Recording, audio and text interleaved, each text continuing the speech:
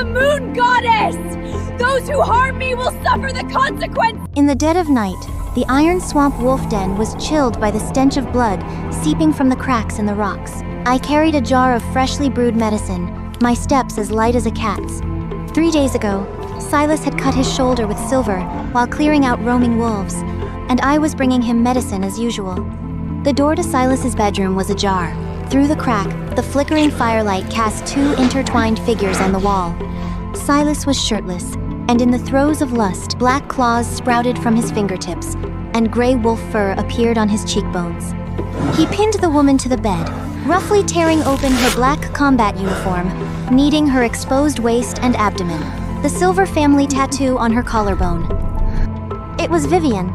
She raised her head and let out a low laugh. She scratched the old wound on Silas's back with her fingertips and dug her nails into the flesh. Be gentle, Silas. Control your wolf nature and don't leave a permanent mark. Otherwise, tomorrow's ceremony will be ruined.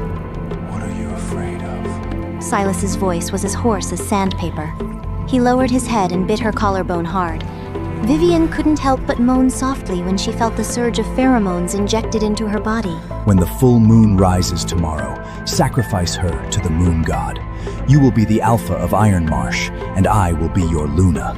At that time, I will mark you for life and let the wolves in the entire north quail at our feet. His hand slid up Vivienne's wet thigh, pressing between her legs with a rough, almost sadistic motion. Vivienne let out a muffled groan of passion, but her laughter grew even more seductive. You're so heartless. She saved your life, and she's always around you. Silas scoffed, reaching out to pinch her chin and lowering his head to kiss her lips. The kiss was fierce and greedy. A piece of trash like her daring to talk to me about greytudes? Her only value in life is to be our stepping stone. I raised an eyebrow, showing no surprise, only a slight disappointment. Yet another candidate had fallen before ambition and vanity. I am the moon goddess, descended to earth in the form of a classless omega, seeking an heir worthy of the ancient bloodline. To ensure absolute fairness in the trial, I completely sealed away all divine power, even stripping werewolves of their most basic self-healing abilities and senses. Silas was a candidate I had observed for half a year. I had saved his life and tacitly allowed him to publicly declare me his partner, merely to see his true nature up close. The sounds from under the door continued. I turned to leave, but accidentally kicked a shard of gravel in the corner. The next second, the door was flung open, and Silas stood shirtless in the doorway. Vivienne stepped out, toying with a silver knife in his hand. Looks like our little sacrifice heard something he shouldn't have. I straightened up and calmly looked at them. I gave you a chance, Silas. Silas's face instantly contorted into a ferocious grin. He grabbed my neck, the force so strong it felt like he wanted to crush my bones. Cut the fucking act! You heard it all, so we ain't waiting till tomorrow. Perfect timing. The full moon has already risen. Hold the ceremony early, lest something unforeseen happens.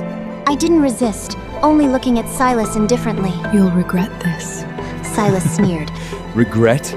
dragging me towards the sacrificial site on the mountaintop. My biggest regret is that I didn't just kill you back then. He dragged me through the silent corridor, the guards along the way knowingly lowering their heads when they saw Vivienne. The full moon hung like a plate above the territory of the Iron Swamp wolves. Silas slammed me violently onto the cold sacrificial stone. This sacrificial altar was a mortal plaything I had carved myself 1,000 years ago. I never imagined they would place me on their own altar for execution. When I struggled to sit up, my broken body aching, Silas looked down at me, his eyes filled with disgust. Silas, I pulled you back from the brink of death. I gave you everything. You can't do this to me. I tested his conscience one last time. He sneered. How dare a lowly trash like you stand beside me? Don't embarrass yourself. But they didn't know any wolf that blasphemes against the gods will be forever stripped of its wolf soul, reduced to a mindless, soulless being. I pitied them and wanted to leave the wolf pack a final shred of forgiveness. I am the moon goddess! Those who harm me will suffer the consequences! Before the words were even finished, Vivienne's knife had already slashed across my face, leaving a bloody gash. Dare to pretend to be the moon goddess? Strip her naked! Let everyone see her despicable nature! Silas urged with disgust. She's nothing but a sacrifice, Viv. Not worth a second glance. Get it over with. Instinct roared within me, urging me to run. I took off running, the sealed divine power within me struggling weakly, unable to even muster a shred of transformation. Vivienne flicked her wrist, and 4 silver blades appeared out of thin air, slicing into my calves. I fell heavily to the ground. Vivienne, why? Why did you do this? Every 50 years, the moon god will grant a qualified wolf the ability to awaken ancient bloodlines. The summoning ritual requires the sacrifice of a sinful wolf to purify the sins of the clan. I've always been kind, never done evil. How can you treat me like this? Isn't that simple? I've already mastered the sin transfer spell. All I need to do is I've transfer all committal onto you, isn't it no? I was filled with sorrow. If this fabricated ritual were completed, the punishment wouldn't just fall on them, but would devour the entire pack. The Iron Swamp Wolves had prided themselves for generations on upholding honor and protecting the innocent. I couldn't bear to see it perish because of the sins of 2 wolves. Please, stop. Just say what you want. Don't do this. This time, the awakening will be foolproof. He bound my wrists with silver cords, the silver searing my skin. He seized my hair and wrenched it harshly backward, forcing Vivienne to perform the sin transference ritual. It felt as if every nerve across my body burned all at once. Countless sinful memories that never belonged to me surged into my mind. Massacres, betrayals, poisonings, each one enough to make even the fiercest roaming wolves tremble with fear. I screamed in torment. He sneered. Be obedient. Once we attain awakening, we shall remember all you have done for us.